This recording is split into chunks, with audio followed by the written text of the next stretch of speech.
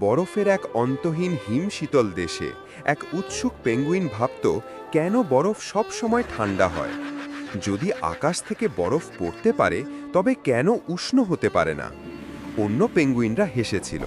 একদিন বরফের ওপর পিছলে যাওয়ার সময় সে একটি উজ্জ্বল উষ্ণ পাথরের সন্ধান পেল। সঙ্গে সঙ্গে তার মাথায় একটি দারুণ বুদ্ধি এলো। সে বহু কষ্টে সেই পাথরটিকে টেনে গ্রামের মূল চত্বরে নিয়ে এলো। বরফের ঢিবির নিচে পাথরটি রাখতেই তা গলতে শুরু করলো।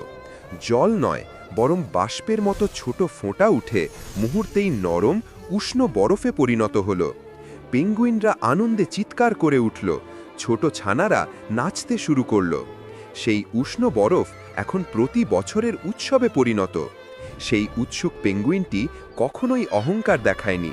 সে কেবল দেখছিল কিভাবে ঠান্ডা পৃথিবীতে উষ্ণতা ধীরে ধীরে নেমে আসছে।